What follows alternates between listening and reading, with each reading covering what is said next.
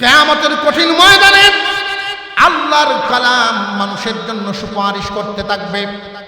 মহান মাওলাই করিম লৌহে মাহফুজকে ডাক দিয়া জিজ্ঞাসা করবেন, রে লৌহে মাহফুজ, তোমার কাছে আমার কালাম সংরক্ষিত ছিল, হেফাজত ছিল, কালাম কই? লৌহে মাহফুজ বলিয়া দিবে, আল্লাহ, আপনার কালাম তো জিবরাইল আমিন আমার কাছ থেকে নিয়ে গেছে। কোথায় নিয়ে গেল? জিবরাইলকে জিজ্ঞাসা করেন। জিবরাইলকে জিজ্ঞাসা করা হবে। জিবরাইল আমিন বলবেন, আমি আস্তে আস্তে ক্রমান্বয়ে আপনার কালাম আপনার হাবিবের কাছে পৌঁছায়া দিছি। আমি এমনভাবে হেফাজত করেছি, একটা আয়াত কোনো জিন্নাত বা শয়তানকে চিনায় নিতে দেই নাই। যেইভাবে লৌহে মাহফুজ থেকে নিয়েছিলাম ওইভাবেই আপনার হাবিবের কাছে পৌঁছায়া দিছি। আল্লাহর হাবিবকে আল্লাহ পাক জিজ্ঞাসা করবেন, হাবিব আমার কালামের হেফাজত আপনি কি পরিমাণ করিয়াছেন?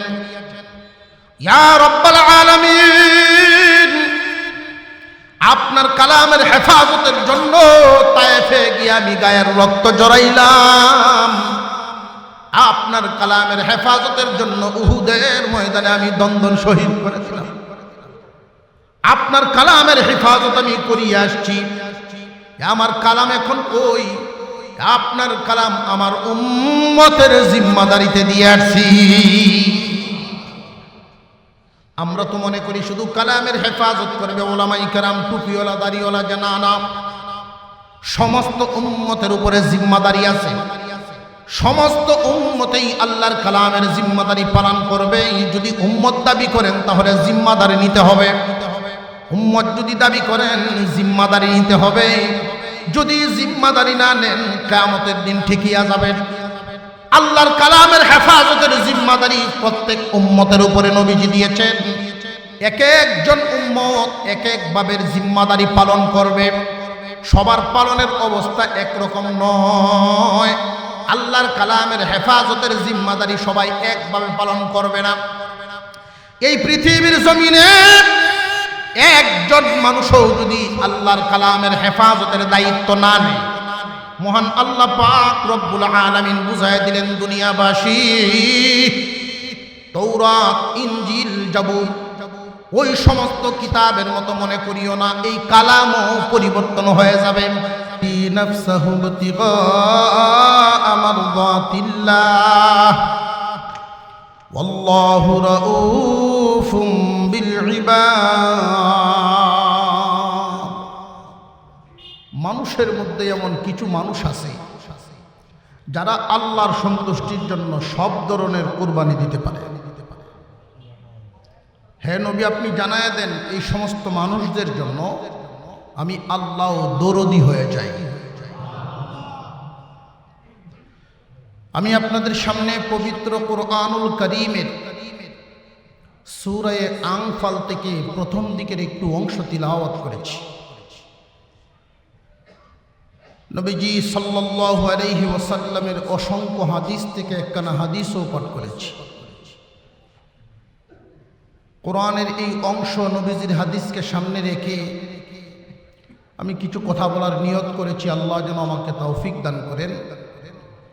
উক্ত আলোচনার থেকে আমাদের সকলকেই যেন আমলের তৌফিক দেন, আমরা বলি আমিন। আমার তিলাওয়াতকৃত আয়াতগুলোতে মহান আল্লাহ পাক রব্বুল আলামিন মুমিনের কিছু গুণ বর্ণনা করেছেন। এই জমিনে মুমিনের অভাব নাই, আলহামদুলিল্লাহ, অনেক মুমিন আমরা বসবাস করি। কিন্তু সমস্ত মুমিন আসল মুমিন নয়। কিছু সংখ্যক মানুষ গুণে মুমিন আর কিছু সংখ্যক মানুষ নামে মুমিন। নামে মুমিন আর গুণে মুমিনের মধ্যে বেশ কম আছে না নাই? যারা গুণে গুণান্বিত মুমিন হবে আল্লাহ এদেরকে জাহান্নামের আগুনে না ছুঁয়া সরাসরি জান্নাত দিবেন। যারা নামে মুমিন, ইমানদারদের সমাজে আছে, চলাফেরা করে থাকতেছে, ভাগ্য গুণে যাররা পরিমাণ ইমান নিয়েও যদি দুনিয়া ছাড়তে পারে, ইমানের অনেক দাম। যাররা পরিমাণ ঈমান নিয়েও যদি দুনিয়া ছাড়তে পারে 10 দুনিয়ার সমান একটা জান্নাতের মালিকানা পাবে। যাররা কাকে বলে?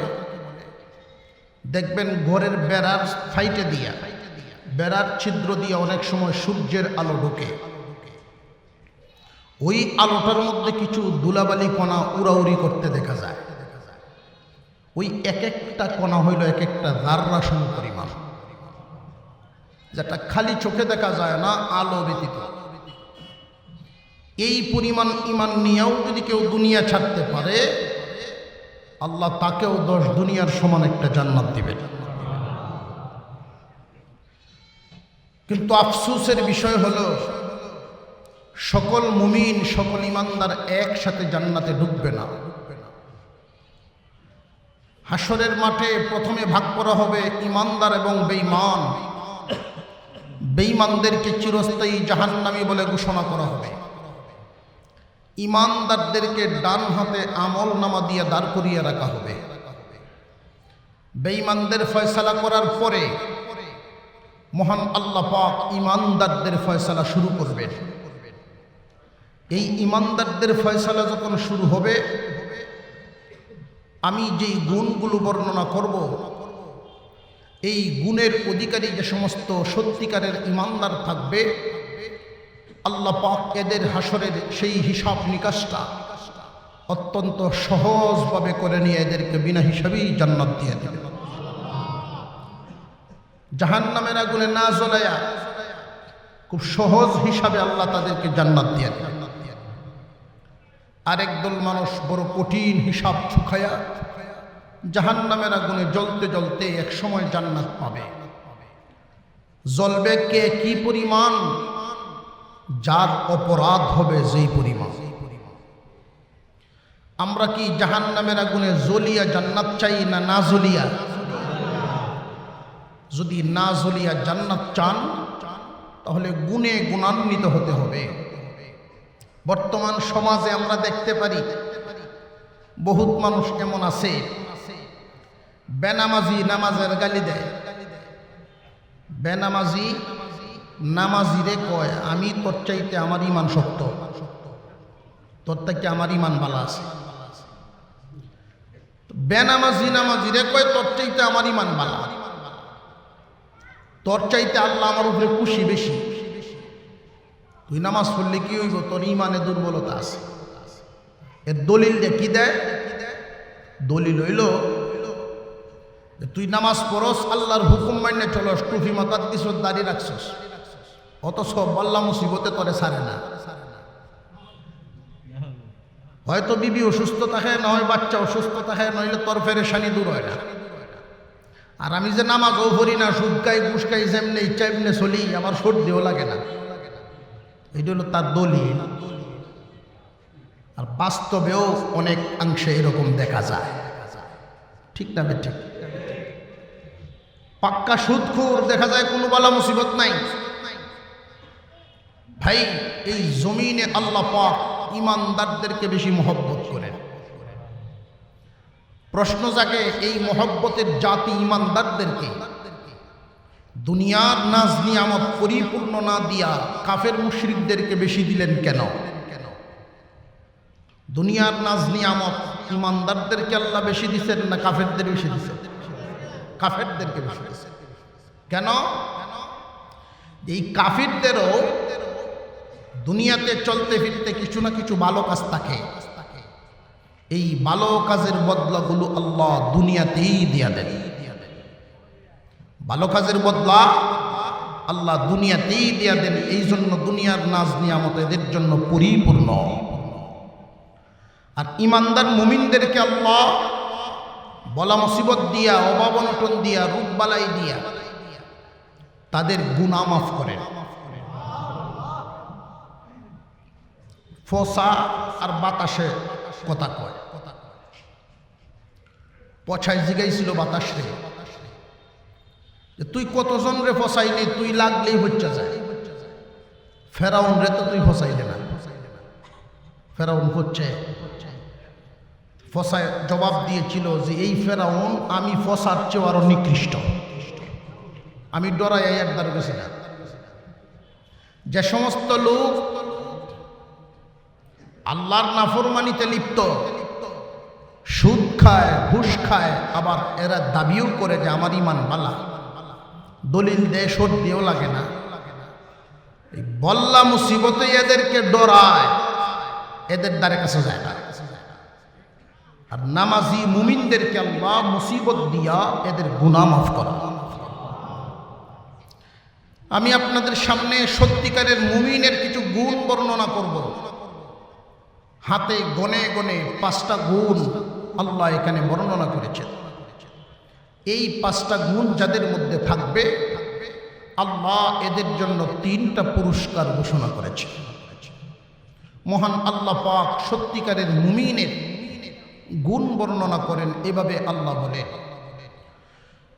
ইন্নামাল মুমিনুনা আল্লাযীনা ইযা যুকিরাল্লাহু ওয়াজিলাত কুলুবুহুম। আল্লাহ পাক রব্বুল আলামিন বলেন, সত্যিকারের ঈমানদারের 1 নাম্বার গুণ হবে তাদের ভিতরে আল্লাহর ভয় থাকবে। আল্লাহর ভয়। আমাদের ভিতরেও তো আল্লাহর ভয় আছে, কিন্তু সবার ভিতরে সমান নয়। যেই পরিমাণ ভয় থাকার কথা এই পরিমাণ নাই। পরিপূর্ণ ভয় যার ভিতরে ঢুকিয়া যাবে এই মানুষটা কোনোদিন আল্লাহর নাফরমানি করবে না। গুনার কাজ করতে গেলেই সাবধান হয়ে যাবে।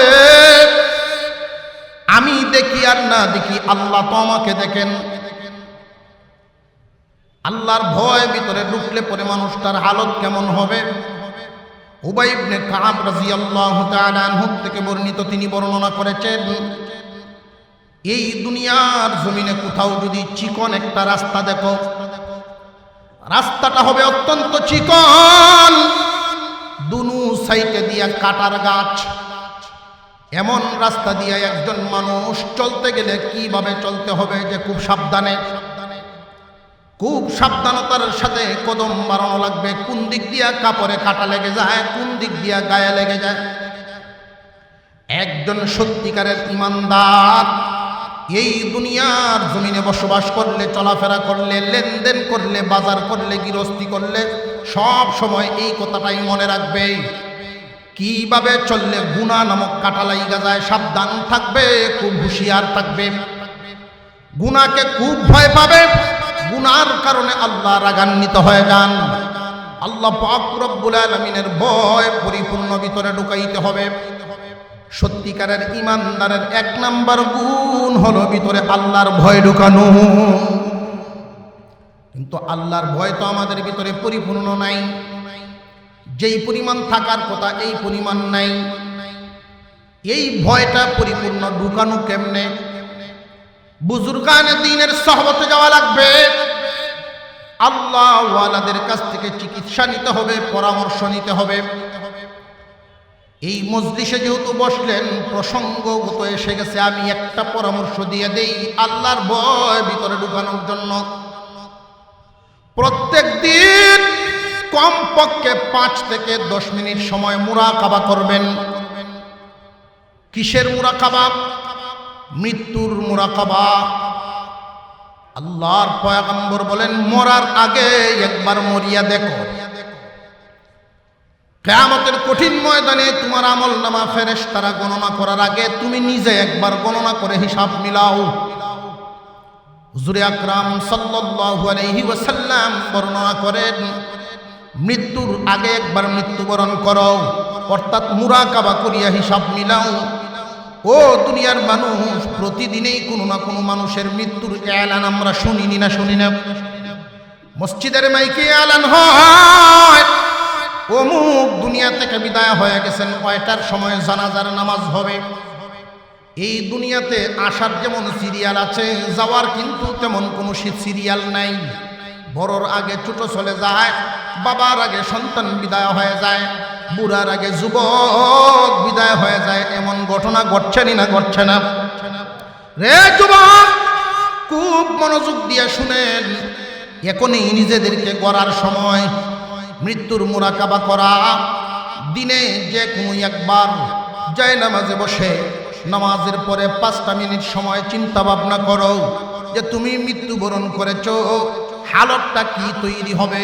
তোমার মৃত্যুর পরে অন্যান্য মানুষের নাম যেইভাবে মসজিদে এলান করা হয়, এইভাবে তোমার নামটাও মাইকে এলান হবে। অমুক নাই ওইটার সময় জানাজার নামাজ হবে। মৃত্যুর কথা চিন্তা ভাবনা করো, চোখ বন্ধ করে। তোমার জন্য একদল মানুষ বাদাঘাট বাজারে চলে আসবে কাফনের কাপড় নেওয়ার জন্য, আরেক দল মানুষ কবর খোঁড়ার জন্য ব্যস্ত হয়ে যাবে, আরেক দল মানুষ বাঁশ কাটাকাটি করবে। আত্মীয় স্বজন বন্ধু বান্ধব কুস কবর পায়া বিভিন্ন দিক থেকে ছুটাছুটি করে তোমার বাড়িতে ভিড় জমাবে। যেই মানুষগুলো তোমার বাড়িতে আসলে এদের আপ্যায়নের জন্য তুমি এক সময় ব্যস্ত হয়ে যাইতা, আজকে ওই মানুষগুলো তোমাকে চিরদিনের মতো বিদায় করার জন্য জমা হয়ে গেছে। আর তোমার লাশটা খাটের উপরে পড়ে আছে, মাথার নিচে একটা বালিশ পর্যন্ত নাই। এই লাশটাকে কিছুক্ষণ পরেই গরম পানি দিয়ে ধুইয়া চিরদিনের গোসল করানো হবে। মসজিদের পালকি তোমার বাসার সামনে হাজির হয়ে যাবে। বাচ্চারা বাবা বাবা করে কান্নাকাটি করে চিল্লাইতে থাকবে, এতিম বানায়া তুমি চিরদিনের জন্য বিদায় হয়ে গেলাম। আত্মীয় স্বজন তোমাকে মসজিদের পালকিতে উঠায়া ওই যে মাটির ঘর, 3 সাইডে মাটি, উপরে থাকবে বাঁশের কাঠি, ওই ঘরে নিয়ে যাওয়ার জন্য রওনা দিবে।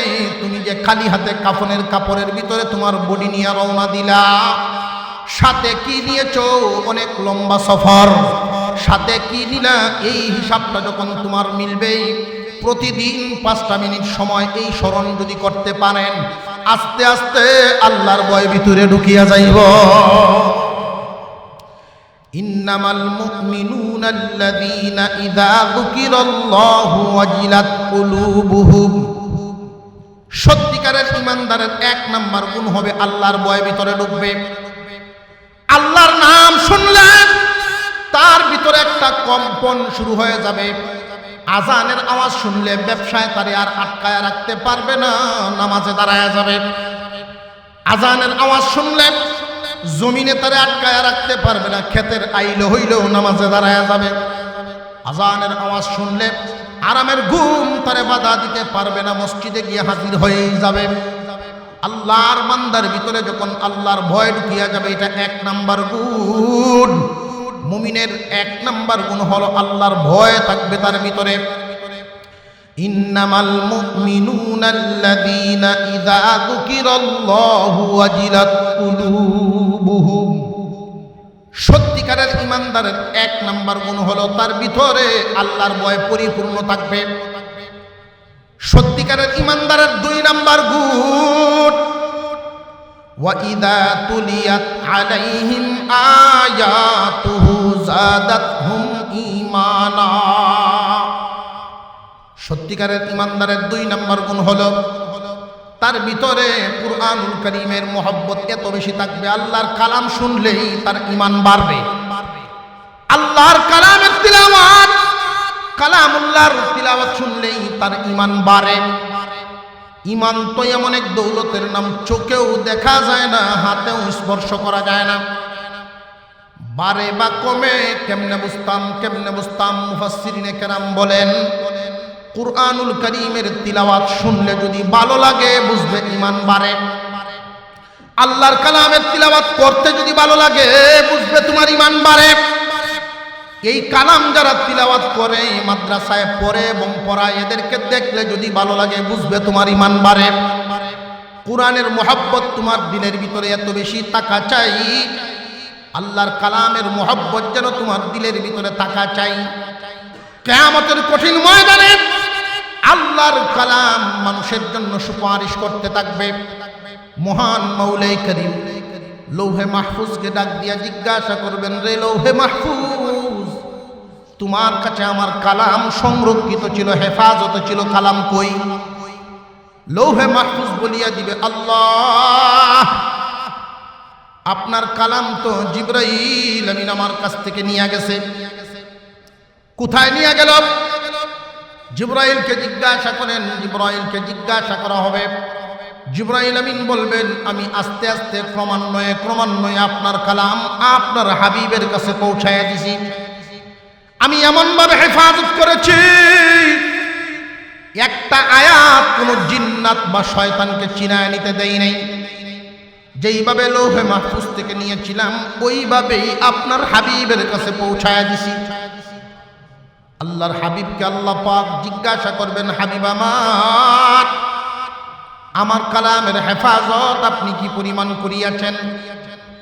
ইয়া রব্বাল আলামিন, আপনার কালামের হেফাজতের জন্য তায়েফে গিয়ে আমি গায়ের রক্ত জড়াইলাম।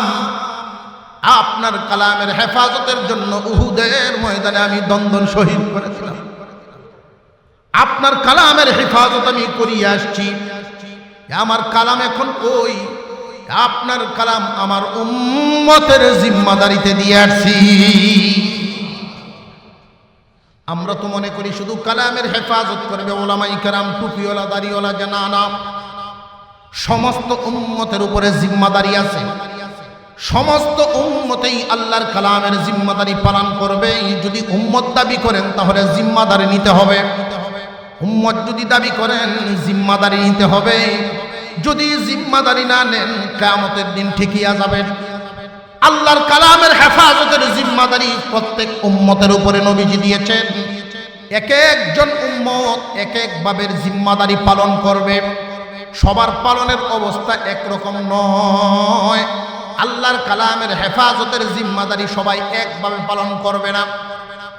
এই পৃথিবীর জমিনে একজন মানুষও যদি আল্লাহর কালামের হেফাজতের দায়িত্ব না নেয়, মহান আল্লাহ পাক রব্বুল আলামিন বুঝায় দিলেন দুনিয়াবাসী, তাওরাত, ইনজিল, জাবুর ওই সমস্ত কিতাবের মতো মনে করিও না এই কালামও পরিবর্তন হয়ে যাবে না। অন্যান্য কিতাবগুলো নাজিল করেছি আমি, হেফাজতের জিম্মাদারি আমার হাতে নেই নাই। কিন্তু এই কোরআনের বেলায় আল্লাহ বলেন, নাহনু নাযালনা যিকরা ওয়া ইন্না লাহু লাহাফিজুন। কোরআন নাজিল করেছি আমি, কোরআনের হেফাজতের জিম্মাদারিও নিলাম আমি আল্লাহ নিজের হাতে। আল্লাহ পাক রব্বুল আলামিন বুঝায় দিলেন, কোরআন নাজিল করেছি আমি, ইহা জিম্মাদারিও গ্রহণ করেছি আমি। দুনিয়ার কেউই যদি এই জিম্মাদারি না নেয়, আমি আল্লাহর কালাম আল্লাহ হিফাজত করব। কিন্তু যখন মানুষেরা উম্মতে মুহাম্মাদি কালামের জিম্মাদারি হাতে উঠায় নেয়, এক একজন এক একভাবে কালামের হেফাজতের দায়িত্ব গ্রহণ করে নেয়, আল্লাহ পাক রব্বুল আলামিন ডাক দিয়া বলেন, ফেরেশতারা ওই মানুষগুলো আমার কালামের জিম্মাদারি উঠায় নিয়েছে, যেই কাজ করলাম আমি আল্লাহ, এই কালামের জিম্মাদারি তো নিয়েছি আমি আল্লাহর হাতে। কিন্তু এই জিম্মাদারি আমি আল্লাহ করার আগেই দেখা যায় আমার বান্দারা করা শুরু করে দিয়েছে। আল্লাহর কালামের জিম্মাদারি কার? আল্লাহর। আল্লাহর কালামের হেফাজতের জিম্মাদারি আল্লাহর। তিনি ঘোষণা করেছেন, নাজিল করলাম আমি, হেফাজতও করব আমি। আল্লাহর কালাম আল্লাহ হেফাজত করবেন। কিন্তু বান্দা যখন এই হেফাজতের দায়িত্ব নিয়ে নেয়, মহান মৌলাই করিম ডাক দিয়া বলেন, ফেরেশতারা রে, আমার কালামের হেফাজতের জিম্মাদারি আমার কিছু বান্দায় যখন উঠায় নিল, আমি আল্লাহর কাজ বান্দায় করে, সুতরাং এদের মর্যাদা আমি আল্লাহ বাড়ায় দিব। কেমনে বাড়ান? খুব ভালো করে বুঝবেন। কিয়ামতের কঠিন ময়দানে আল্লাহর কালামের সাথে যখন আল্লাহ কথা বলবেন, আল্লাহর কালাম সামনে দাঁড়ায় যাবে, ও আমার কালাম, তোমার হেফাজতের জিম্মাদারি আমার বান্দারা, শেষ জামানার বান্দারা কেমনে করেছে? আল্লাহর কালাম আল্লাহর সামনে দাঁড়ায় বলবে, আল্লাহ, একদল মানুষ 6 থেকে 7 বছরের বাচ্চাকে আমাকে হেফাজত করার জন্য মাদ্রাসায় ভর্তি করে দিয়েছে। যেই সন্তানগুলো মা বাবার মাঝখানে ঘুমানোর কথা, এই সন্তানগুলোরে মাদ্রাসায় ভর্তি করে আবাসিক বোর্ডিং এ রাখে, ফ্লোরে ঘুমায়। প্রচন্ড শীতের মধ্যে মা এবং বাবা যখন লেপ কম্বল নিয়ে ঘুমায়, এই সন্তানটার কত মনে হয় মার দিকে বাবা তাকায়া থাকেন, বাবার দিকে মা তাকায়া থাকেন, চোখের পানি ছাড়েন আর সন্তানের কথা মনে করেন, আবার মনের ভিতরে সান্ত্বনা নেন। আমাদের সন্তানটাকে তো আমাদের দুনিয়া কামাইয়ের জন্য দেই নাই, দিয়েছি আল্লাহর কালাম হেফাজত করার জন্য। এই কালামের মহব্বতে যখন সান্ত্বনা নেন, এই একদল মানুষ কালাম মুখস্থ করিয়ে হেফাজত করার জন্য কোরআনের হাফেজ হয়ে যায়। আল্লাহর কালাম হেফাজত করার জন্য কোরআনের হাফেজ হয়ে যায়, আর একদল মানুষ ব্যাখ্যা বিশ্লেষণ শিখে আলেম হয়ে যায়। আল্লাহ পাক রব্বুল আলামিন হাশরের মাঠে ঘোষণা দেন, ও আমার ফেরেশতারা, যারা হাফেজ আলেম, এদের মা বাবা গণের মাথার মধ্যে এমন কিছু টুপি পরায়া দাও, যেই টুপির আলো এত বেশি হবে চন্দ্র সূর্যের চাইতে সুন্দর। সমস্ত হাশরবাসীরা ওই টুপিওয়ালার দিকে তাকায়া থাকবে। হাফেজ আলেমদের পিতামাতার মর্যাদা মহান আল্লাহ ঘোষণা করে দিবেন হাশরের মাঠে। 2 নম্বরে ঘোষণা করা হবে হাফেজ এবং আলেমদের মর্যাদা ঘোষণা করা হবে কোরআনের মুহাব্বতের কারণে। আল্লাহর কালামের মুহাব্বত দিলের ভিতরে রাখবেন। আল্লাহ পাক রব্বুল আলামিন বলবেন, কিয়ামতের কঠিন ময়দানে আল্লাহর কালামের সুপারিশ গ্রহণযোগ্য হবে। আল্লাহর কালাম সুপারিশ করতে থাকবে। আল্লাহ একদল মানুষ আলেমদেরকে মহব্বত করত, মসজিদ মাদ্রাসায় সাহায্যের সহযোগিতার হাত বাড়ায় দিত। এই সমস্ত মানুষ কিয়ামতের দিন তাদের কোনো সন্তান আলেম নাই, হাফেজও নাই। যাদের সন্তানাদি হাফেজ আলেম হবে, এদের তো মর্যাদা আল্লাহ বাড়ায় দিবেন। পরিবার পরিজন বংশবুনিয়াদের মধ্যে যদি আলেম উলামা থাকেন, তাদেরও মর্যাদা বাড়বে। সুপারিশের কারণে তারাও পার হয়ে যাবে। আমি ছোট্ট করে বলতেছি, শেষ পর্যন্ত একদল মানুষ অসহায় হয়ে দাঁড়ায় থাকবে। এদের বংশে কোনো আলেম নাই, হাফেজও নাই। কে এদের জন্য আল্লাহর কাছে সুপারিশ করবে?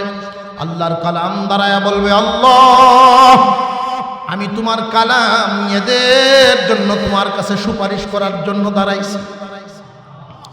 আল্লাহর কালাম দাঁড়াইবে সুপারিশ করার জন্য। ও আমার কালাম, তুমি সুপারিশ করবা কেন? যে দুনিয়াতে ওই মানুষগুলো আমি কালামকে বড় মহব্বত করত, আমি কোরআনকে মহব্বত করত। আমার তিলাওয়াত শুনলে এদের ঈমান বাড়তো, এদের ভালো লাগতো। আমার তিলাওয়াত শুনলে এদের বড় ভালো লাগতো। যারা তিলাওয়াত করতো তাদেরকেও মহব্বত করত। আমি কালামকে এরা এই মানুষগুলো এমন ভাবে মহব্বত করত, রক্তের কোনো সম্পর্ক নাই, আত্মীয়র কোনো সম্পর্ক নাই। এরপরেও ছাত্রদেরকে লজিং রাইকা হাফেজ হওয়ার তৌফিক সুযোগ করে দিত। এই মানুষগুলো আমার মহব্বতে মানুষকে লজিং রাখত। আমার মহব্বতে মাদ্রাসার ঘর বানানোর জন্য জায়গা দিয়ে দিত। আমার মহব্বতে দুনিয়ার জমিনে কোরআনের মহব্বতে বহুত কুরবানি করনেওয়ালা আছে না নাই?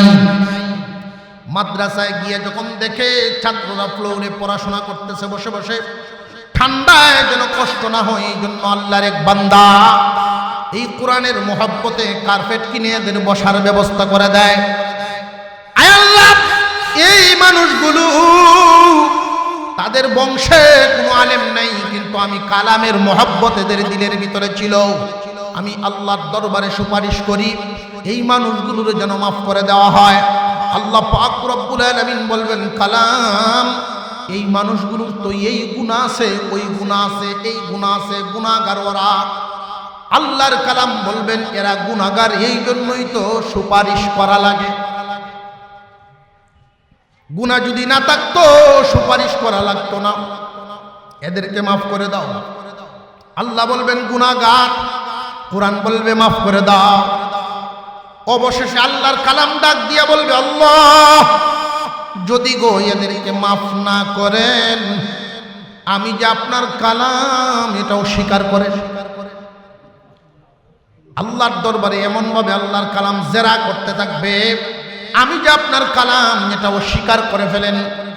আল্লাহ পাক রব্বুল আলামিন বলবেন, মঞ্জুর, তোমার সুপারিশ কার কার নামে আছে পেশ করো, আমি এদেরকে মাফ করে দিলাম। ইন্নামাল মুমিনুনা আল্লাযীনা ইযা যুকিরাল্লাহু ওয়াজিলাত কুলুবুহুম ওয়া ইযা তুলিয়াত আলাইহিম আয়াতুহু যাদাতহুম ঈমানা। সত্যিকারের ঈমানদারের 5টা গুণ হবে, যারা বিনা জাহান্নামী জান্নাতে যাবে, জাহান্নামের আগুনে জ্বলতে হবে না, সরাসরি জান্নাত পাবে। ওই মানুষগুলো 5 গুণের অধিকারী হবে। 1 নাম্বার গুণ হলো আল্লাহর ভয় এদের ভিতরে পরিপূর্ণ থাকবে। 2 নাম্বার গুণ হলো কোরআনের পরিপূর্ণ মুহাব্বত এদের দিলের ভিতরে থাকবে। 3 নাম্বার ওয়া আলা রাব্বিহিম ইয়াতাওয়াক্কালুন, সর্বহালতে আল্লাহর উপরে ভরসা করব, সর্বহালতে আল্লাহর উপরে ভরসা করবে। আল্লাহর উপরে তাওয়াক্কুল করা, আল্লাহর উপরে তাওয়াক্কুল করার একটা অর্থ শুনেন।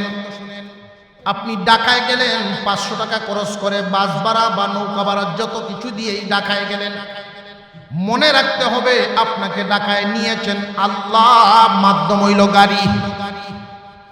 আপনাকে খাওয়ান আল্লাহ, মাধ্যম হইল ব্যবসা। আপনাকে পালেন আল্লাহ, রিজিক দেন আল্লাহ, মাধ্যম হইল জমিন। খুব খেয়াল রাখতে হবে আল্লাহর উপরে ভরসা করাটা। সরাসরি যেন না বলি এই কথা, ছেলেটা না থাকলে পথে বসতাম, কয়নি না কয় না, ব্যবসাটা না থাকলে, চাকরিটা না থাকলে আমার উভয়টা কি হইত না। সত্যিকারের ইমানদারের জমানি কথা এমন নয়। সত্যিকারের ইমানদার যারা হবে এদের 3 নাম্বার গুণ হলো আল্লাহর উপরে ভরসা করবে।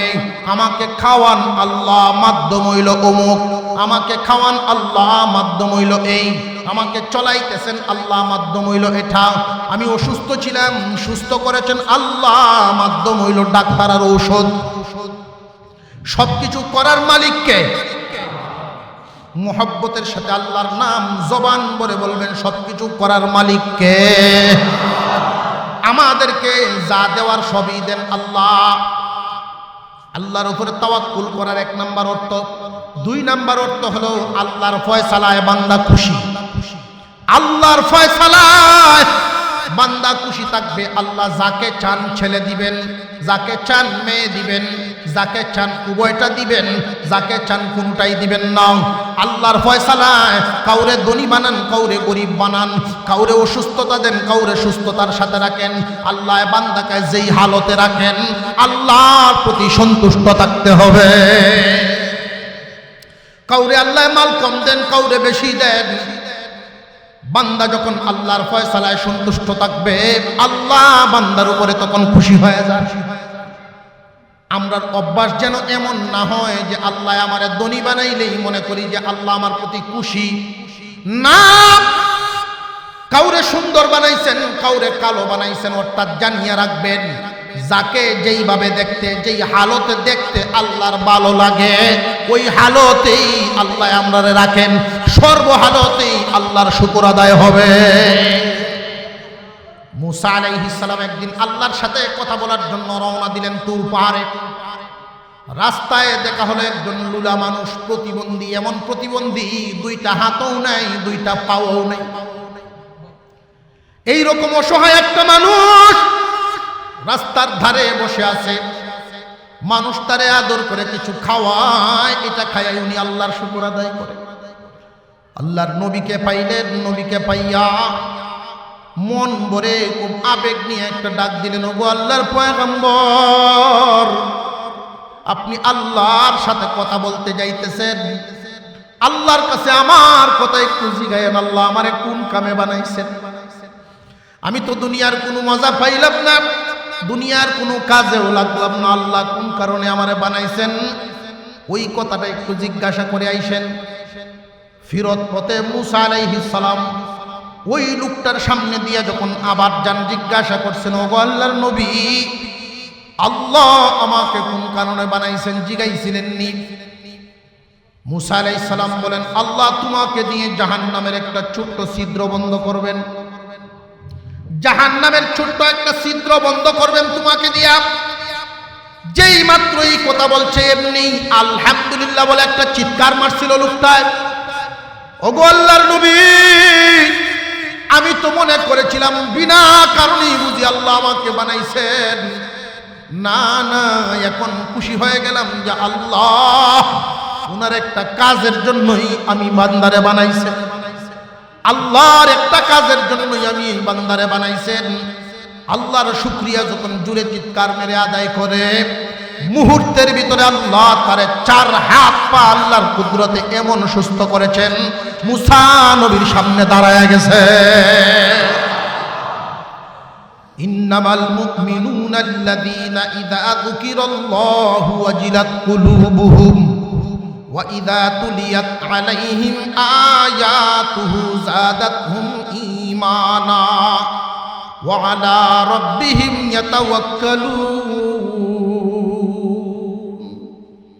আল্লাহ পাক মুমিনের 5টা গুণ বর্ণনা করেন এবং সত্যিকারের ইমানদারের 5টা গুণ হবে। 1 নাম্বার গুণ বললাম, আল্লাহর ভয় থাকবে মুমিনের ভিতরে। 2 নাম্বার গুণ, কোরআন তিলাওয়াত শুনলে তার ঈমান বাড়বে, অর্থাৎ কোরআনের মহব্বত তার ভিতরে। 3 নাম্বার, আল্লাহর উপরে ভরসা থাকবে তার ভিতরে। 4 নাম্বার, মহান মৌলাই কারীম বর্ণনা করেন সত্যিকারের ঈমানদারের 4 নাম্বার গুণ হবে আল্লাযীনা ইউকিমুনাস সালাহ। সত্যিকারের ঈমানদার যারা, তারা নামাজ কায়েম করবে, নামাজ কায়েম করবে, নামাজ কায়েম করবে। নামাজ কায়েমের অর্থ কি? নামাজ কায়েমের অর্থ হলো নামাজকে প্রতিষ্ঠা করা। নামাজকে প্রতিষ্ঠা করবে কোথায়? নামাজকে প্রতিষ্ঠা করবে 1 নম্বরে তার বডিতে, নিজের বডিতেই নামাজকে কায়েম করা, নামাজকে প্রতিষ্ঠিত করা। একজন মানুষ যখন নামাজকে প্রতিষ্ঠিত করে ফেলে, তখন তার আর নামাজকে খুঁজতে হয় না, নামাজেই তারে খুঁজে। খুব ভালো করে বুঝবেন কথাগুলি। নামাজ কায়েমের যেই অর্থ, অনেক মানুষ এই শব্দটার অর্থ নিয়ে বিকৃত শব্দ ব্যবহার করে। তারা বলে থাকে আল্লাহ বলছেন নামাজ কায়েম করো, নামাজ ভরার কথা আল্লাহ কইছে না, এটা বন্ডরার কথা। আছে না নাই? অনেক বন্ড এমন আছে, তারা কয় নামাজ লাগে না, আল্লাহ নামাজ পড়ার কথা কইছেন না, নামাজ কায়েম করার কথা কইছেন। ওরা নামাজ কায়েমের অর্থই বুঝে না। আল্লাহ বলছেন একভাবে, ওরা বুঝে আরেকভাবে। নামাজ কায়েম করার অর্থটা কি? আমরা এখানে যারা আছি অনেকেই নামাজি, কিন্তু আমাদের কার নামাজটা নামাজ কায়েম হয় এটা একটু বুঝিয়ে শুনিয়ে নেওয়া দরকার।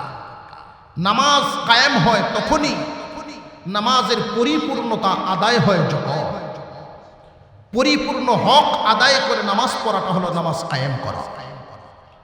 আমাদের যেমন বডি আছে, আমাদের যেমন একটা বডি আছে, নামাজেরও একটা বডি আছে। আমাদের বডির কিছু অঙ্গ এমন আছে যেই অঙ্গগুলো না থাকলে মানুষটাই বাঁচবে না। নামাজেরও এমন কিছু অঙ্গ আছে যেই অঙ্গ ছুটে গেলে নামাজ নষ্ট হয়ে যায়। আমাদের বডির এমন কিছু অঙ্গ আছে যেই অঙ্গ না থাকলেও মানুষটা বাঁচবে। ঠিক তেমনি ভাবে নামাজেরও কিছু অঙ্গ আছে, ছুটে গেলে নামাজ হয়ে যায়, ও পরিপূর্ণ থাকে। নামাজের ভিতরে ফরজ, ওয়াজিব, সুন্নত আছে না নাই? নামাজের ভিতরে যদি কোনো সুন্নত ছুটে যায় নামাজ হয়ে যাবে, কিন্তু অঙ্গহানি থাকে। যদি নামাজের ভিতরের কোনো ফরজ ছুটে যায় নামাজই হবে না, কারণ বডির মাথা না থাকলে যেমন বডি থাকে না, নামাজের কোনো একটা ফরজ ছুটে গেলে নামাজ থাকে না। বহুত মানুষ নামাজ পড়ে, লক্ষ্য করে দেখবেন, রুকু থেকে সোজা হয়ে দাঁড়ানো,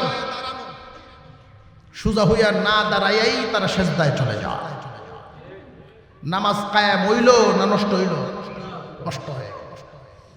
নামাজের হক, নামাজের পরিপূর্ণতা আদায় করে নামাজ পড়ার নাম নামাজ কায়েম করা। এটা একটা অর্থ। নামাজ কায়েমের 2 নম্বর অর্থ, শুধু তুমি নিজে নামাজ পড়বে না, তোমার পরিবারেও নামাজ প্রতিষ্ঠা করো। নামাজ কায়েমের অর্থ হলো তোমার অধীনস্থদের উপরে নামাজ প্রতিষ্ঠা করো। মেম্বারের উপরে এই অর্থ হলো তোমার ওয়ার্ডবাসীদের উপরে নামাজ প্রতিষ্ঠা করো, নামাজ কায়েম করো। একজন চেয়ারম্যানের উপরে হুকুম হলো তোমার ইউনিয়নবাসীকে তুমি নামাজ কায়েম করাও। একজন এমপির উপরে হুকুম হলো তোমার অধীনস্থ জনগণের উপরে নামাজ কায়েম করো। রাষ্ট্রপ্রধানের উপরে দায়িত্ব হলো তোমার রাষ্ট্রের নামাজ কায়েম করাও। নামাজ যদি কায়েম হয়ে যায়, অন্যায় অত্যাচার অর্ধেকের চেয়েও বেশি এক সপ্তাহে কমিয়া যাইব। একজন মানুষ যদি নামাজ কায়েম করে, নামাজি আর বেনামাজির চালচলনে বেশ কম আছে না নাই? বহুত মানুষ নামাজ পড়েন, নামাজ তো নামাজ হয় না। কিয়ামতের কঠিন ময়দানে অনেক মানুষ আল্লাহর দরবারে চাইবে, আল্লাহ 30 বছর নামাজ পড়লাম, নামাজের সওয়াব কই? 30 বছর নামাজ পড়লাম, 20 বছর নামাজ পড়লাম, নামাজের সওয়াব কই? আল্লাহ পাক রব্বুল আলামিন বলবেন, একটা নামাজও তো তোমার কবুল হয় নাই। কেন হয় নাই? যে নামাজ ভঙ্গের কারণগুলো তুমি জানতানি, যে নামাজ ভঙ্গের কারণ কিতা। বান্দারে, দুনিয়ার জমিনে 5 শতক জায়গা কিনলে কাগজপত্র তুমি না বুঝলেও বুঝনেওয়ালার কাছে কয়বার যাইতা? তো যেই নামাজের বদৌলতে জান্নাত পাইবা, ওই নামাজ কি নামাজ হয় কি না কয়দিন জান্নেওয়ালারে জানাইছ? কথা বুঝে আসতেছে আমাদের? আমার নিজের নামাজটা কি নামাজ হয় কি না আমরা আলেমদের কাছে গিয়ে শেয়ার করি না? আমার সূরাগুলো কি সূরা হয় কিনা একজন জান্নেওয়ালার কাছে যাই না। বরং উল্টা হইল, বর্তমান জমানায় জান্নেওয়ালায় যদি একজন রেড ডাইকে জানাইতো চায়, সে আরো রাগ হয়নি না? হয় না বেটার উল্টা গুঠা হয়। আমি দেখছি এমন চিত্র। আমার এলাকার এক মসজিদে, নিজের বাজার, নিজের স্থানীয় মসজিদে আমি আসরের নামাজ পড়ছি। তো আসরের নামাজ পড়ছি, জামাতে যখন গিয়ে সামিল হয়েছি, এক মুরব্বী মানুষ, 75-80 বয়স, খুব মুরব্বী মানুষ। উনি আমারে দেখে বলছেন, বাবা সামনে আসেন। আমি মনে করছি আমার সিনে মনে হয়, আসলে বেটা আমার সিনে না। টুপি পাঞ্জাবি দেখে আলেম মানুষ মনে করছে সামনে, তার সাথে গিয়ে দাঁড়াইছে। আসরের নামাজের 2 রাকাত গেছে, আরো 2 রাকাত রয়েছে। এমনি বেটার মোবাইল আছে, মোবাইল ভাইব্রেশন করা, ফুটফুট করতেছে। মোবাইল বাইর করে রিসিভ করিয়া ওই বেটার সাথে কথা কয়, আমি নামাজ তো দিছে। যেই সালাম ফিরাইলাম, আমি বলছি, চাচা আপনার নামাজটা তো হয়েছে নামাজ। আবার হয়ে গেল না। কয়মে তোমার বাড়ি কই? আমি ব্যাকুল হয়ে গেছি, বাড়ি কোথায়? তোমার বাড়ি কমে? আমার নামাজ হয়েছে কিনা তুমি কি তা জানো? আল্লাহ জানে। বেটার দলিল তো শক্ত, বেটার দলিল শক্ত না। অনেক মানুষ এরকম বলে, আলেমুল আমাদের সাথেই জাতের কথা বলে, আমার নামাজ হইব না, ওটা আল্লাহ কই করবো, আপনারা কি তা জানেন? কোরআন হাদিসে বিধিবিধান দেওয়া আছে না নাই? আলেম ওলামা নিজের পকেট থেকে বলে না, কোরআন হাদিস পড়িয়াই তো কয়। কোনটা ওইব কোনটা ওইতো না, এটা আলেম ওলামা নিজের পকেট থেকে বলে না, মাসালা মাসাইল জাইনাই তো কয়।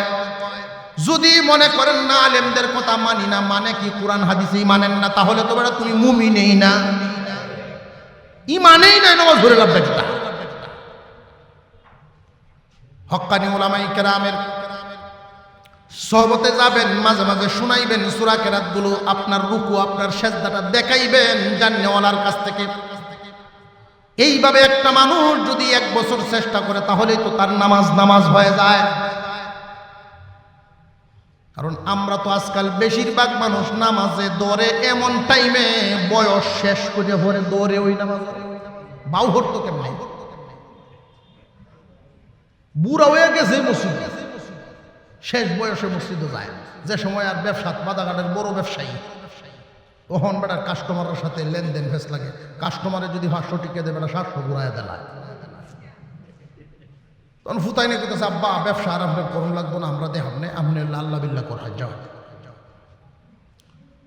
গৃহস্থী করতো, সকালে ফানি ভাত খাই আগে 3 কের ক্ষেত আলবা হয়ে হতো, 2-3 আনলো। ওখান বেটা আইলে দেখে লাইটটা হয়ে যায়, গৃহস্থী করতার ওহন কয় না, ওহন আর দুনিয়াদারি বহুত করছি, গৃহস্থী ওন সাইডে দিছি, ওন আল্লাহ বিল্লাহি করা। আসলে কি গৃহস্থী উনি ছাড়ছে না উনারে ছাড়ছে? গৃহস্থী তো উনি ছাড়ে নাই, গৃহস্থী উনারে ছাড়ছে। দুনিয়াদারি তারে ছাড়ার পরে কোন জায়গায় যখন হনার জায়গা নাই, মসজিদও যায়। এই লোকটি মসজিদে গিয়ে আরো বেল লাগায়, ইমামের ভিসা লাগে। ইমাম সাহেব আপনি যাইন গিয়া কই নামাজ পড়ে একটু বড় বড় যায়, সাহেল মেরে মেরে কই যাইন গিয়া। ইমামের কয় আচ্ছা এই গজো ভাই আমার উপরে করতো না ছিল।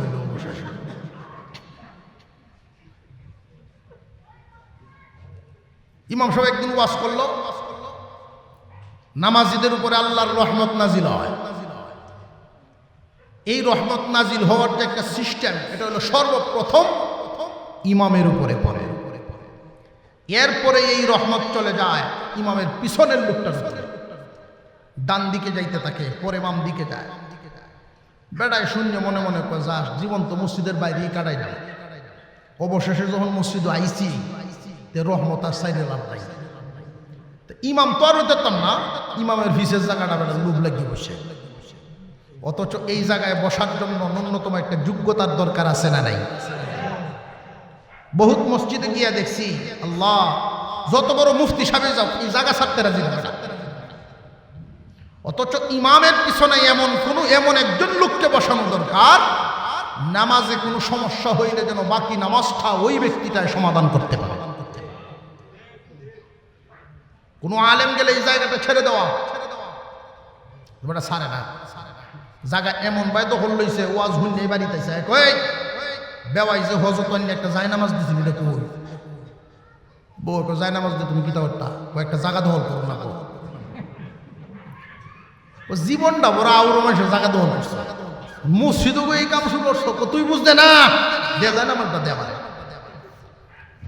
যায় নামাজ মসজিদে যদি ব্যক্তিগত যায় নামাজ বিছানো লাগে, এটারও মাসালা আছে। আল্লাহর ঘরে আপনি ব্যক্তিগত যায় নামাজ বিছাইবেন, এইরকম মনোভাব নিয়ে বিছাইতে হবে যে আপনার আগে যদি কেউ এখানে বসে পড়ে তাকে তুলতে পারবেন না। বেড়ার যায় নামাজ কেউ যদি গিয়ে বই হরে আস্তে আস্তে গিয়ে গুতায় কই দেও না, বিছাইতে হলো তুললে দেয়, এই জায়গায় দখল করে। তো হঠাৎ একদিন ইমাম সাহেবের নামাজও ফেস লাগিয়ে বসে, 2 রাকাত নামাজ পড়াইতেই বেজন লাগিয়ে বসে, পিছনে হাত দিয়ে যারা ভাইছে এর একটু দোষে। ইমাম সাহেব টানে সামনে, বেড়া টানে ভিসে, 2-3 টান দিতেই বেড়ার নিয়ত চাইবে, হুজুর আমারে টানুন, আমি জানি না কিস্তা। সব মানুষের নিয়ত চাচ্ছে, আপনি জানুন না এই জায়গায় গেছলেন কেন? আমি তো গেছিলাম তুমি রহমত আনতাম, এরকম গজব হইব আমি জানি না। এই যে জায়গা ছাড়লো জিন্দিগির লাগি, আর জীবনে এই জায়গা গেল না। এই জন্য খুব সাবধান, এই জায়গাটা যোগ্য লোকদের জন্য। এরকম ঘটে, এই কারণে আমি বলে দিচ্ছি। বহুত মানুষ মসজিদে গিয়া ইমাম মুয়াজ্জিনের পিছনে ফাঁকাত বসে দেখবেন, বসে যদি দুলা পায় তো ইমাম সাহেব আল্লাহর গরো দুলা, আল্লাহর গরো দুলা ইমাম সাহেব, আল্লাহর গরো দুলা ইমাম সাহেবের কোনকে আপনি নিজে দেখেন না? 30 বছর ধরে মসজিদে নামাজ পড়ে এরপরেও গীবত ছাড়তে পারে না। 10 বছর 20 বছরের নামাজি, চোখের হেফাজত হচ্ছে না, কলব ঠিক হচ্ছে না। কারণ কি? যেইগুলোর মাধ্যমে এই রোগ দূর হয়, এই কাজগুলো তারা করে না। আবু বকর সিদ্দিক রাদিয়াল্লাহু তাআলা আনহু মসজিদে নববীর মুয়াজ্জিন ছিলেন না, অথচ সবার আগে ঢুকতেন, সবার পরে বাইরেতেন। সবার আগে ঢুকতেন, দরজা জানালা নিজে খুলতেন, নিজে সাফাইয়ের কাজ করতেন, সবাইকে বিদায় দিয়ে এরপরেই কাজ করে নিজে বাইরেতেন। এই সিফাতগুলো আনতে হবে। আল্লাহর ঘর সাফাই করলে আল্লাহ বলেন কলব সাফাই হয়। 10 বছরের নামাজি কলব সাফাই হয় না কেন? যেই কাজের মাধ্যমে সাফাই হবে এই কাজই তো করে না। সত্যিকারের ইমানদারের কলবটা এমন হবে, 4 নাম্বার গুণ, তারা নামাজ কায়েম করবে। নামাজে কোনো ঘাটতি থাকলে জাননেওয়ালার কাছ থেকে জানিয়া তার নামাজটারে সুন্দর নামাজ বানানোর চেষ্টা করবে। তার অধীনস্থ যারা আছে, বিবি বাচ্চা ছেলে মেয়েরা, এদের কাছে নামাজের দাওয়াত দিয়ে নামাজ কায়েম করাবে, পরিবারেও নামাজ পড়তে হবে। করা ভূমিকা নিয়ে যদি কোনো বাবা একদিন বলে আমার মাল যদি তোমার গ্রহণ করা লাগে, আমার বাড়িতে যদি থাকা লাগে, আল্লাহর হুকুম পালন করতে হবে, নইলে আমার ছাদের নিচে জায়গা নাই। বাবাই যদি এরকম ভূমিকা নেন, সন্তান একদিন, 2 দিন, 3 দিনের বেলায় মানতে বাধ্য। আল্লাহ পাক রব্বুল আলামিন বলেন, এই জাতের ভূমিকা যারা নিবে এরা সত্যিকারের মুমিনের 4 নাম্বার গুণের অধিকারী। আপনি যদি একটু কড়া ভাষায় বলেন, মনে মনে ভাবতে পারেন যে আপনার সন্তান একটু অসন্তুষ্ট হবে না, এই সন্তান তাৎক্ষণিক যদিও অসন্তুষ্ট হয়, যেই দিন আপনি দুনিয়া থেকে বিদায় হয়ে যাবেন, কবরের কাছে দাঁড়ায়া চোখের পানি ছাড়বে আর বলবে, আল্লাহ আমার এই বাবা তোমার হুকুমের জন্য কত কইত, আমার বাবা তোমার হুকুম পালন না করলে ধমকাইতো। আপনার জন্য বেশি বেশি দোয়া করবে এই সন্তানরা, কারণ নিজের কাজের জন্য নয়, আল্লাহর হুকুম পালন করার জন্য আপনি শাসন করছেন। 4 নাম্বার গুণের অধিকারী হবে নামাজ কায়েম করনেওয়ালা। 5 নাম্বার গুণ সত্যিকারী ঈমানদারের 5 নাম্বার গুণ হবে, আল্লাহ বলেন আল্লাযীনা ইউকিমুনাস সালাহ ওয়া মিম্মা রাযাকনাহুম ইউনফিকুন।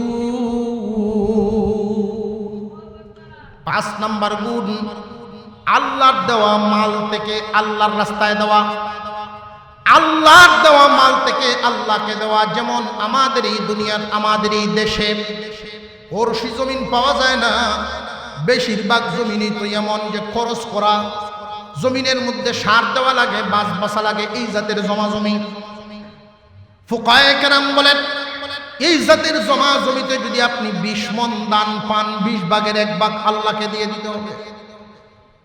বর্তমান জামানার উলামায়ে কেরাম খরচের পরিমাণ বাড়তি, এই কারণেই তারা একটু সহজ করে বলেন যে অন্তত 40 ভাগের 1 ভাগ হলেও দিতে হবে। 40 মণ দান পাইলেন, 39 মণ আপনার ঘরে নিবেন, 1 মণ আল্লাহরে দিবেন। কেন জানেননি? সূর্যের আলো বৃষ্টির পানির বিল কে দিব? সূর্যের আলো বৃষ্টির পানি ছাড়া তো ফসল হবে না। তুমি বান্দা জমিনে যতই চেষ্টা করো, আল্লাহর সাহায্য ছাড়া তুমি ফসল পাইতা না। এই জন্য আল্লাহর হুকুম হলো 40 ভাগের 1 ভাগ আমারে দিও, 39 ভাগ তুমি নিয়ে নিও। এই নিয়মটা যারা চালু রাখতে পারবেন, আল্লাহ এদেরকে কোনোদিন না খাওয়ায় মারবেন না। মহান আল্লাহ এদের মালে বরকত ঢেলে দিবেন, বরকত। আল্লাহ পাক রব্বুল আলামিন অনেক মানুষকে মাল দেন, লক্ষ্য করে দেখবেন দাদার আমলের সম্পদ নাতি পর্যন্ত যায় না। কেন যায় না? মালের হক আদায় করে না। আর যারা মালের হক আদায় করে, শিরিকে শিরি, আল্লাহ এগুলো ঠিক রাখে। মুসলমান ইমানদার ভাইয়েরা আমার, মহান মাওলাই কারীম এই 5টা গুণ বর্ণনা করেছেন। আমরা আবার দেখি, ইন্নামাল মুমিনুনা আল্লাযীনা ইযা যুকিরাল্লাহু ওয়াজিলাত কুলুবুহুম ওয়া ইযা তুলিয়াত আলাইহিম আয়াতুহু যাদাতহুম ঈমানা ওয়া আলা রাব্বিহিম ইয়াতাওয়াক্কালুন আল্লাযীনা ইউকিমুনাস সালাতা ওয়া মিম্মা রাযাকনাহুম ইউনফিকুন। সত্যিকারের ঈমানদারের 1 নাম্বার গুণ আল্লাহর ভয় তার ভিতরে থাকবে। 2 নাম্বার গুণ কোরআনের মহব্বত তার মধ্যে থাকবে। 3 নাম্বার গুণ সর্বহালতে আল্লাহর উপরে ভরসা করবে। 4 নাম্বার নামাজ কায়েম করবে। 5 নাম্বার আল্লাহর দেওয়া মাল থেকে আল্লাহকে দিবে। এই 5টা গুণ যাদের মধ্যে থাকবে, এদের ব্যাপারে আল্লাহ ঘোষণা করেন, উলাইকা হুমুল মুমিনুনা হাক্কা। ওরা হলো সত্যিকারের ঈমানদারের দল। আল্লাহর নজরে ওরা ঈমানদার। বর্তমানে আমরা যারা আছি, নিজেদের পক্ষ থেকে ঈমানদার, নিজেদের পক্ষ থেকে আমরা সবাই ইমানদার, কিন্তু আল্লাহর ঘোষণায় ইমানদার কারা? এই 5 গুণের অধিকারী যারা, 5টা গুণে গুণান্বিত হবে যারা, তারাই সত্যিকারের ইমানদার। এই 5 গুণের অধিকারীদের জন্য আল্লাহ পুরস্কার ঘোষণা করেছেন 3টা। পুরস্কার কয়টা? 3টা। এখন এখানে একটা প্রশ্ন জাগে, ও আল্লাহ, আপনি গুণ বর্ণনা করেছেন 5টা, পুরস্কার কেন 3টা? এই প্রশ্নটা জাগে। এই প্রশ্নের উত্তর খুব মনোযোগের সাথে শুনেন। আমরা ওই গুণগুলোর দিকে আবার তাকাই, তাহলে এই প্রশ্নের উত্তর মিলে যাবে। পুরস্কার কয়টা? 3টা। শর্ত কয়টা? 5টা। গুণ 5টা, পুরস্কার 3টা। এই হিসাবটা মিলানোর জন্য আবার গুণগুলোর দিকে তাকাই। 1 নাম্বার গুণ আল্লাহর ভয়। আল্লাহর ভয় থাকে মানুষের বডির কোন জায়গায়? অন্তরে। আল্লাহর ভয় থাকে কোথায়? অন্তরে। 2 নাম্বার গুণ কোরআনের মহব্বত, এটাও থাকে কোন জায়গায়? অন্তরে। 3 নাম্বার গুণ আল্লাহর উপরে ভরসা, এটাও থাকে কোথায়? অন্তরে। প্রথম 3টা গুণ পাইলাম, জায়গা হইল একটা। প্রথম গুণ হইল 3টা, জায়গা একটা। এরপরে 4 নাম্বার গুণ নামাজ কায়েম করা। এই 4 নাম্বার গুণটা, নামাজ কায়েম করতে গিয়ে আমার বডির মাথার একবারে কপাল থেকে নিয়ে পায়ের পাতা পর্যন্ত সারা বডি লাগেনি না লাগে না? সারা বডি লাগে। 4 নাম্বার গুণ জায়গা পাইলাম 2 নাম্বার বডি। গুণ হইল 4 নাম্বার, জায়গা পাইলাম বডি। 5 নাম্বার গুণ আল্লাহর দেওয়া মাল, আল্লাহর রাস্তায় দেওয়া, জায়গা পাইলাম মাল। এখন জায়গা পাইলাম অন্তর, জায়গা পাইলাম বডি, জায়গা পাইলাম মাল। কথা বুঝে আসতেছে আপনাদের? গুণ যদিও 5টা, জায়গা হইল 3টা। গুণ 5টা, কিন্তু জায়গা পাইছি 3টা। মহান মাওলাই কারীম এই জন্য বান্দার জন্য 3টা পুরস্কার ঘোষণা করেছেন। সুবহানাল্লাহ। আমি এই 3টা পুরস্কার আপনাদের সামনে ধারাবাহিকভাবে আমি একটা একটা করে বর্ণনা করছি। এর আগে আমি আপনাদের সামনে বর্ণনা করি, খুব ভালো করে বুঝবেন। আমরা কি চাই এই 5টা গুণ আমাদের মধ্যে আসুক? সর্বপ্রথম যে এই গুণটা আল্লাহর ভয়, এই আল্লাহর ভয় নামক গুণটা আমার ভিতরে আনার জন্য একটা ছোট্ট সবক দিছিলাম, মনে আছে? মৃত্যুর মুরাকাবা করবেন কমপক্ষে দৈনিক 5-7 মিনিট। মৃত্যুর মুরাকাবা যদি করতে পারেন, এই ভয় ঢুকে যাবে। একদিন না একদিন আপনি আল্লাহকে ভয় করবেন, মরার কথা যখন স্মরণ হবে। কোরআনের মহব্বত ভিতরে ঢুকাইবেন। আপনি যে সমস্ত সূরা কেরাত জানেন, এগুলো বেশি বেশি করে তিলাওয়াত করবেন। আপনার আশেপাশে মাদ্রাসা থাকলে সেখানে গিয়ে মাঝে মাঝে বসবেন, মাদ্রাসার মাটিতে গিয়ে পায়ে হাইটা আসবেন, কোরআনের মহব্বত ঢুকিয়া যাইব। মুসলমান ভাইয়েরা, আল্লাহর প্রতি ভরসা রাখবেন, নামাজ কায়েম করবেন। একবার পড়লেন আর একবার পড়লেন না, নামাজ কায়েম হইল? নামাজে দাঁড়াইলেন, মন নামাজে রইল না, নামাজ কায়েম হইল না। শয়তানের কাজ আপনার কাছ থেকে মন নিয়ে যাওয়া, নামাজের ভিতরে মন থাকবে না, আর আপনার কাজ নিয়ে আসা। শয়তানের কাজ নিয়ে যাওয়া, আপনার কাজ নিয়ে আসা। নামাজের ভিতরে যখন মন এভাবে টানাটানি হইতে থাকবে, এক সময় শয়তান ব্যর্থ হয়ে আপনাকে ছেড়ে দিতে বাধ্য হবে। ওই সময় নামাজ কায়েম হয়ে যাবে। 5 নাম্বার গুণটা আল্লাহর দেওয়া মাল থেকে আল্লাহর রাস্তায় দেওয়া। পুরস্কার বলছি কয়টা? 3টা। আরেকটু জোরে কোন? অসুবিধা হইতেছে আপনারা?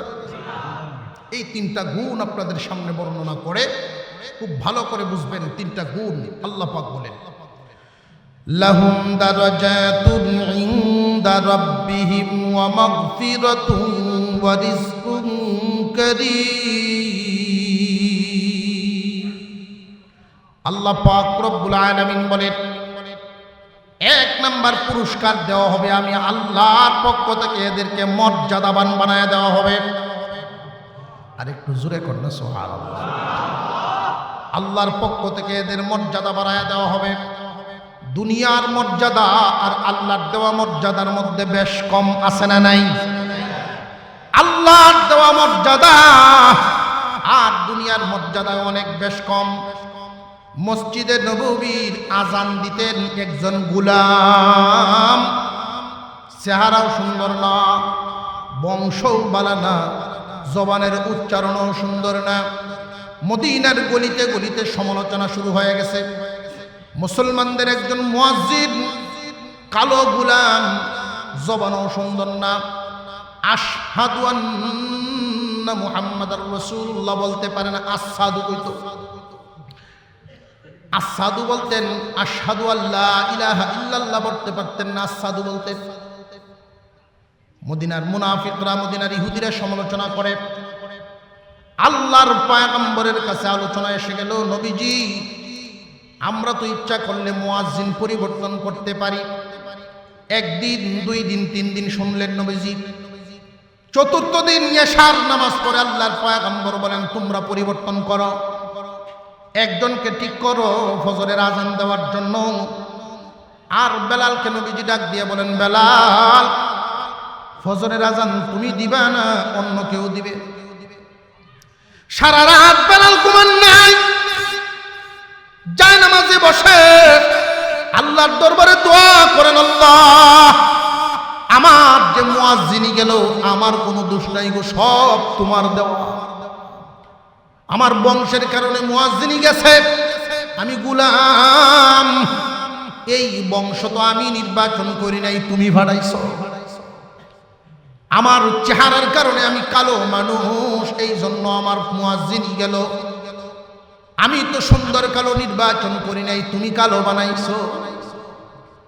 জবানে সমস্যা, উচ্চারণ হয় না, এটাও আমার কোনো হাত নাই, তোমার দেওয়া নিয়ামত। তোমার দেওয়া কারণে, তোমার দেওয়া নিয়ামতের কারণে আমার এই মসজিদে নববীর মুয়াজ্জিনি চলে গেল। আমি দৈনিক 5 বার তোমার নাম ধরে ডাকতাম। মসজিদে নববীর মুয়াজ্জিনি যাওয়াতে হযরত বেলাল যেই সারা রাত যায় নামাজে বসে কান্নাকাটি করলেন, আল্লাহর দরবারে দোয়া করেন, আল্লাহ তুমি দয়া করে হেদায়েত দিয়েছো, এই জন্য মনে হয় আমি হেদায়েত পাইছি। যদি নবীগণের হাতে হেদায়েতের টিকিট থাকতো তাহলে আমার সিরিয়াল অনেক পরে ভরে যেত। ফজরের আজান হইল, নামাজও হয়ে গেল, সাহাবায়ে কেরাম নিয়ে বসা আছেন। এমনি জিবরাইল আমিন আসছেন, ওগো নবীজি আজকে কি আপনার মসজিদে ফজরের আজান হয় নাই? আল্লাহু আকবার বলেন, আজকে কি ফজরের আজান হয় নাই? কেন নয়? অন্য দিনের তুলনায় অনেক সুন্দর কণ্ঠে, অনেক শুদ্ধ আওয়াজে কণ্ঠ দেওয়া হয়েছে। উঁচা বংশের মানুষে আজান দিয়েছে, আজান হয় নাই কেন? ইয়া রাসূলুল্লাহ, আল্লাহ আমাকে পাঠাইছেন জিজ্ঞাসা করার জন্য, আপনার মসজিদে নববীর আজানের আওয়াজ আজকে উপরে উঠে নাই, এই জন্য আল্লাহ পাঠাইছেন। বেলাল যখন আজান দেয়, শুধু প্রথম আসমান নয়, সপ্তম আসমান ভেদ করে আল্লাহর আরশে গিয়ে আজানের আওয়াজ ধাক্কা খায়। ইন্না আকরামাকুম ইনদাল্লাহি আতকাকুম। আমরা তো চেয়ারের অধিকারী মনে করি যে সম্মানী। আল্লাহ বলেন, না না, এটা তোমাদের নজর, আমার নজরে সম্মানী ওই ব্যক্তি যার তাকওয়া বেশি। যার তাকওয়া বেশি তার সম্মান বেশি, এটা আল্লাহর কাছে। আল্লাহ পাক রব্বুল আলামিন বলেন, 5টা গুণে গুণান্বিত হয়ে গেলে আমি আল্লাহ 3টা জায়গায় আমি সম্মানী করে দেই, 3টা পুরস্কার। 1 নম্বর পুরস্কার, আমার পক্ষ থেকে মর্যাদা বাড়ায় দেওয়া হয়। মহান আল্লাহ যখন ঘোষণা দেন, মর্যাদার ঘোষণা, জিবরাইল আমিন এই ঘোষণা আসমানের ফেরেশতাদেরকে জানায়া দেন, আসমানের ফেরেশতারা জমিনবাসীদেরকে জানায়া দেন। এই জন্যই জমিনের সবাই তারে সম্মান করতে বাধ্য। এই 5টা গুণে মানুষ যখন গুণান্বিত হয়ে যায়, আল্লাহ তার মর্যাদা এত বাড়ায়া দেন। মানুষের সামনে থাকলেও মর্যাদা আছে, সামনে না থাকলেও নামের মর্যাদা আছে, দুনিয়াতে থাকতেও মর্যাদা আছে, দুনিয়া থেকে বিদায় হয়ে গেল, এই নামের মর্যাদা মানুষ বলবে না। আল্লাহর দেওয়া মর্যাদা, 1 নম্বর নিয়ামত আল্লাহর দেওয়া মর্যাদা। 2 নম্বর পুরস্কার আল্লাহ বলেন ওয়া মাগফিরাতুন, তার জিন্দেগীর সমস্ত গুনাহ মাফ। জায়গা পাইছিলাম 5টা গুণের জায়গা পাইছিলাম, কয়টা মনে আসেনি? 1 নম্বর জায়গা ছিল অন্তর, 2 নম্বর জায়গা ছিল বডি, 3 নম্বর তো মাল। আল্লাহ পাক রব্বুল আলামিন বুঝায় দিলেন, বান্দারে তোমারে মর্যাদাশীল বানায়া তোমার অন্তরে আমি শান্ত করি। তোমার বডির দ্বারা জীবনে যত গুনাহ হইয়াছে, জানা অজানা ছোট বড় যত গুনাহ হইয়াছে, যখন নামাজ কায়েম হয়ে যাবে তোমার বডির গুনাহ মাফ। আল্লাহ পাক বলেন, বান্দা তোমার মালের ইবাদত যখন তুমি করবা, এটা অন্তর আর বডির সাথে সম্পর্ক নয়, এটা মালের সাথে সম্পর্ক। আল্লাহর দেওয়া মাল দিয়া যখন মালের ইবাদত করবা, আমি আল্লাহ তোমার জন্য ঘোষণা করলাম ওয়া রিজকুন কারীম, যতদিন দুনিয়াতে বাঁচিয়া থাকবা সম্মানী রিজিক খাওয়াইব। দুনিয়া থেকে যেই দিন বিদায় হইবা, জান্নাতের ভিতরে পবিত্র সম্মানী রিজিক খাওয়াইব। আল্লাহর দেওয়া মাল থেকে আল্লাহর রাস্তায় যারা দিবে, মনে করেন একজন মানুষ দৈনিক 1000 টাকা ইনকাম করলো, বালু টাইনে পাথর টাইনে, এই মানুষটা যদি চিন্তা করেন আমি 1000 টাকা ইনকাম করেছি, এইখান থেকে 40 ভাগের 1 ভাগ আল্লাহকে দিয়ে দিব, 40 ভাগের 1 ভাগ আল্লাহকে দিব। কেন? যে আমার মতো বডিওয়ালা কত মানুষ হাসপাতালে শুয়ে রয়েছে, আল্লাহ আমাকে তৌফিক দিয়েছেন, এই জন্য আল্লাহ আমাকে মাল দিচ্ছেন। আল্লাহর দেওয়া মাল থেকে আল্লাহকে দেওয়া 40 ভাগের 1 ভাগ যারা দিতে পারবে, দুনিয়াতে যতদিন বাঁচিয়া থাকবে তার রিজিকের কোনো অভাব হবে না। তাও আবার হারাম নয়, হালাল রিজিক খাওয়ায়া তারে কবরে নিবেন।